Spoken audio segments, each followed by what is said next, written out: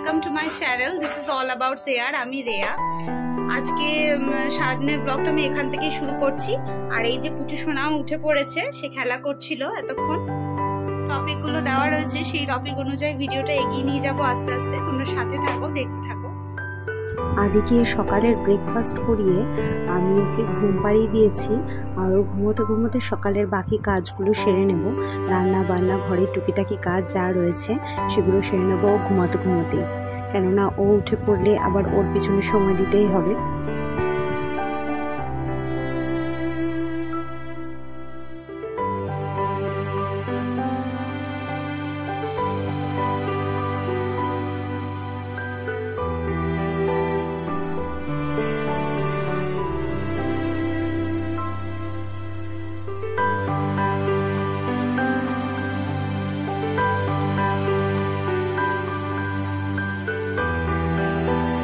এই যে এখানে সব রান্না বান্না জোগাড় হচ্ছে।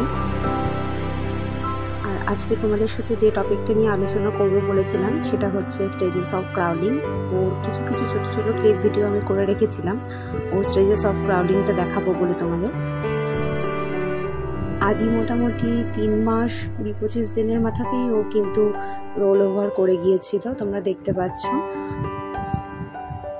তারপরের যে স্টেজটা মানে সেকেন্ড স্টেজটা সেটা হলো এই যে মানে বুক টেনে টেনে সামনের দিকে এগোনো।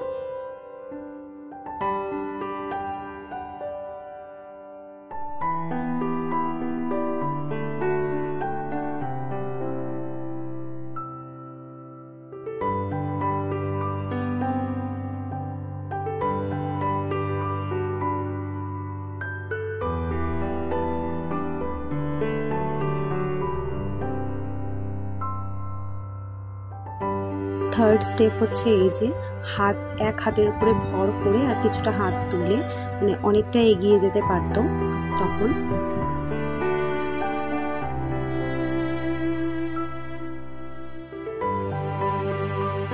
একদম লাস্ট স্টেপ হলো এই যে ও ক্রাউডিং করতে পারছিল। তখন ওর বয়স প্রায় 7 মাস মানে 8 মাস কমপ্লিট করার আগে 7 মাস 15 দিন কি 7 মাস 5 দিনের মধ্যেও ভালোভাবে ক্রাউল করা শুরু হয়েছিল। আর ফাস্টেস্ট ক্রাউলার হয়ে গেছিল 7 মাস 15-20 দিনের মধ্যেই। আর তার মধ্যে মানে সেটা করতে করতে ও কিন্তু স্ট্যান্ড বাইও করতো। তারপরেও বলি প্রতিটা বাচ্চাই কিন্তু তাদের নিজস্বতা নিয়ে জন্মগ্রহণ করে আর তারা প্রতিটা বাচ্চাই স্পেশাল। প্রতিটা বাচ্চাই তাদের নিজস্ব গ্রোথ অনুযায়ী এগিয়ে যায়, তাতে চিন্তার কোনো কারণ নেই। ঠিক সময় ঠিক জিনিসটা অবশ্যই হবে। আর এখানে আদির আমি মিড টার্মের দুপুরে মানে সকালবেলা যে মিড টার্মে ওকে খাবারটা দেবো সেটা রেডি করছি। আজকে ওকে ভেবেছি কোনো ফ্রুটস দেবো না, আজকে ওকে একটু ডাল সেদ্ধ দিয়ে দেবো, মসুর ডাল সেদ্ধ করেছি, সেটাই ও খাবে। আর এখানে ফ্লিপকার্ট থেকে পার্সেলটা চলে এসেছে, যেটা আমি আদির জন্য অর্ডার করেছিলাম। আদির জন্য একটা প্লে বুক অর্ডার করেছিলাম, অর্থাৎ baby play touch and play sensory book, যেটা ফিল করতে পারে ওরা, টাচ করতে পারে। আর সেটা পেয়ে আদি কিন্তু ভীষণ খুশি হয়েছিল। তারপরে ওকে খাইয়ে দাইয়ে আমি ঘুম পাড়িয়ে নিজেও খেতে বসে গিয়েছিলাম।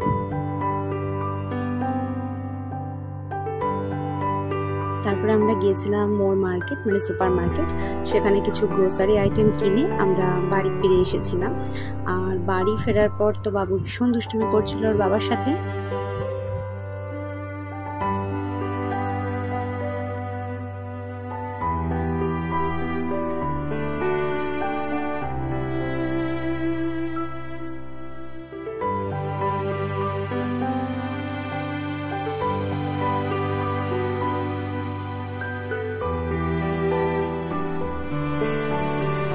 Guna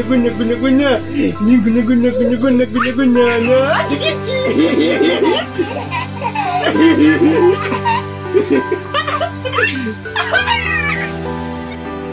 আমি তোমাদের সাথে যেটা শেয়ার করবো বলেছিলাম আজকে, বাবুর একটা রাত্রেবেলা ডিনার অর্থাৎ ওয়েট গেইনিং একটা রেসিপি, সেটা হচ্ছে রুটিটা আমি আগে থেকেই গরম জলে ভিজিয়ে রেখে দিয়েছিলাম।